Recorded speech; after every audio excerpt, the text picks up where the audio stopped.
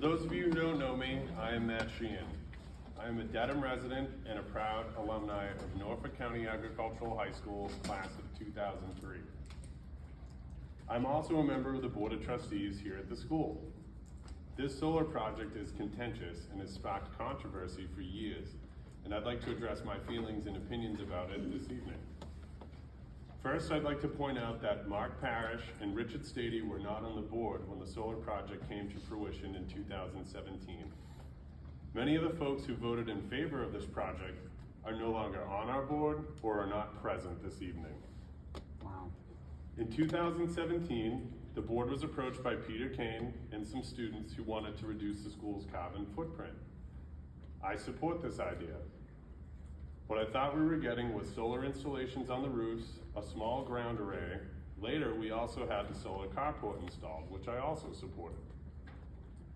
What I thought the project was and what the reality is are two different things. There are many stakeholders involved in this project, and in no particular order, we have the student body, parents, faculty, other staff at Norfolk Aggie, alumni, residents of the town of Walpole, and anyone else who's a taxpayer in Norfolk County. In September 2020, my friends, who are also alumni, informed me that this project was much bigger than I thought it was.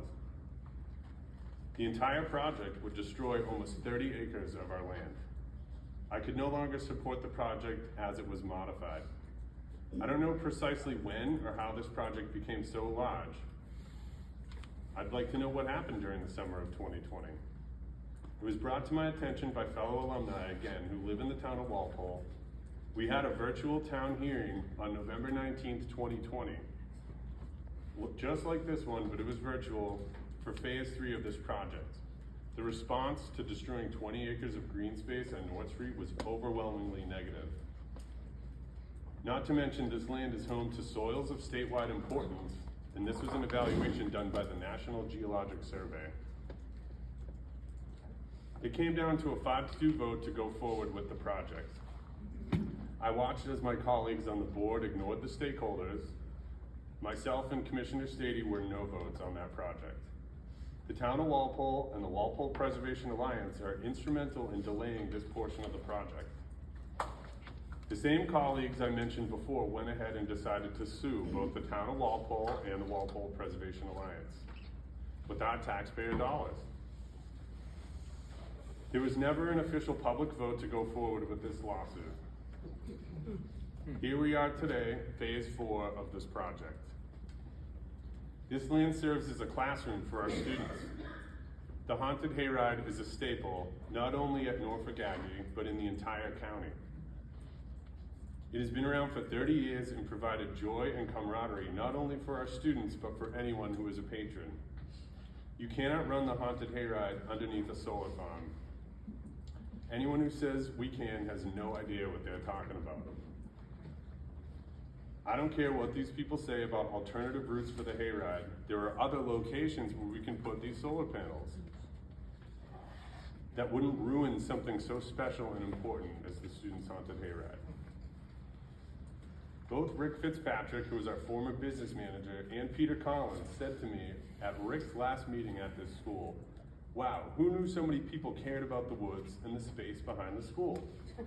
And both admitted they wish things could be different with this project. I was furious after this. You're at 4 minutes. You can have my time. You can have my Oh, time go too. question. Come on. We're going well, let's keep it going. I'm the only person on this board who went to this school. These folks are supposed to be doing what's best for our school. The haunted hayride made $40,000 last year. That is far more than the $31,000.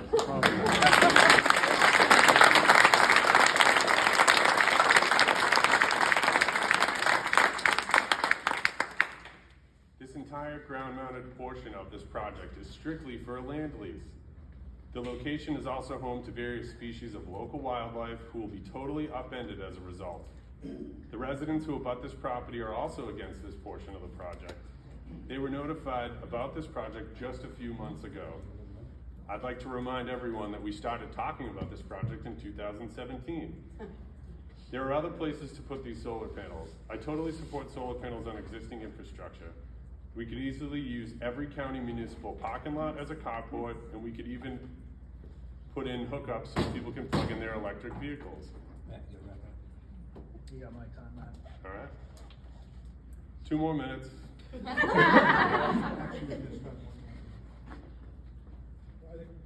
This project as is will ruin Norfolk Aggie. The county has not had a real solar firm come in for a consultation on this project. When I asked this question, the response was some guy named Tim from Westwood. Yep. I find this interesting considering the same county government has spent hundreds of thousands of dollars using the Abrams Group and the Ripples Group to explain to them how to operate their government. If this project is so amazing, why isn't it publicized as much as possible? Right.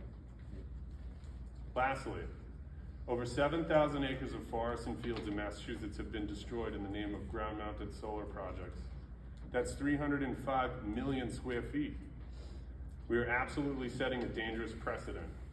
To quote Meg Sheehan, who's an environmental attorney who I'm not related to, from her article in the Boston Globe magazine, green energy is great to pursue where it fits, but it should not be green energy at all costs. We should not be destroying the planet to save it.